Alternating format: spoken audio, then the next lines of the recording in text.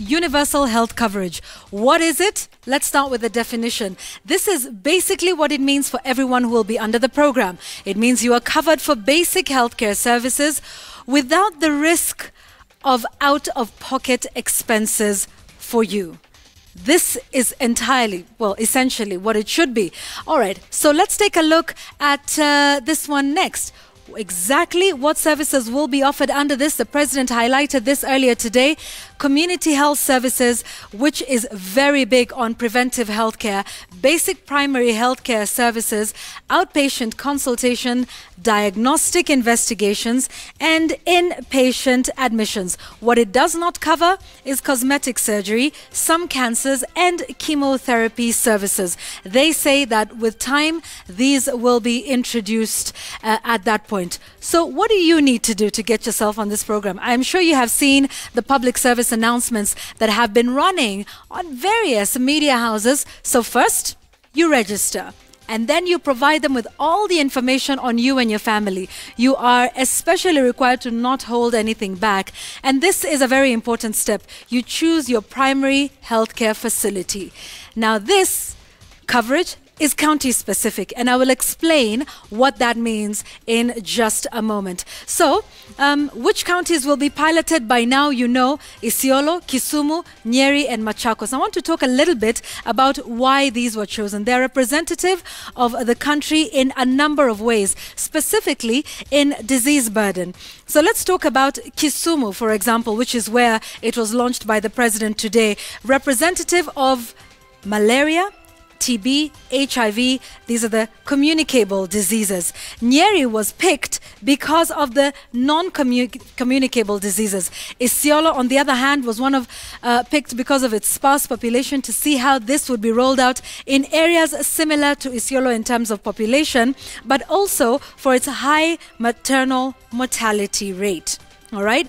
Machakos was picked also for high road traffic accidents. That is something that is big in this country, and that they're trying to see how they can put that into the universal health coverage. So this is why they were chosen. So the next question you would ask is, what will the other 43 counties be doing? Because remember, this pilot program happens over 6 months, and in a year, it'll hopefully move to the other 43 counties. They won't be sitting pretty throughout this period until it is launched countrywide throughout the countries. They will be improving their systems during this 1-year period. What will they be doing? They'll be investing in things like infrastructure, ensuring they have adequate supplies, training workers, and of course, hiring more health workers that are so critical for this coverage to work. Now, this is something that has worked in a number of countries. Rwanda is one to note on the continent. The rest, Thailand, Japan, Korea, Philippines, Mexico, Singapore, and Canada.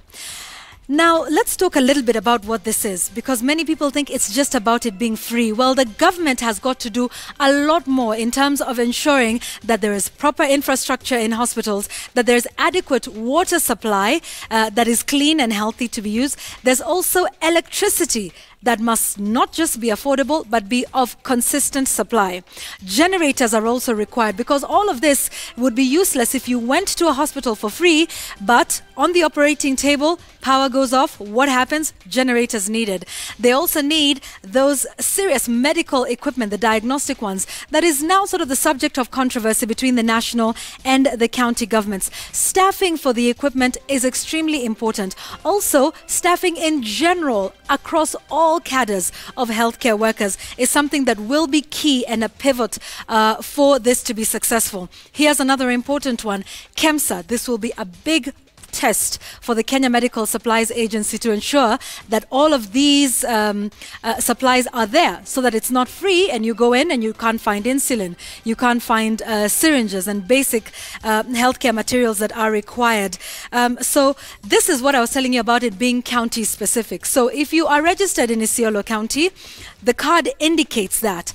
It doesn't mean, however, that you can't get healthcare elsewhere. So you are registered in Isiolo, but you fall sick in Nairobi County. What happens, and in Canada, and that's why this is important for us to benchmark, is that you would get the healthcare services that you would need in Nairobi, but Nairobi would then bill your home county if it is Isiolo, if it is Nyeri, if it is Meru, for the services that you incurred there. So listen, this is not just about getting free healthcare, but this is about the government ensuring that all of these things are in place, including a proper referral system. Also, the national government will require of the county government certain things to ensure that they're in place before the monies are disbursed.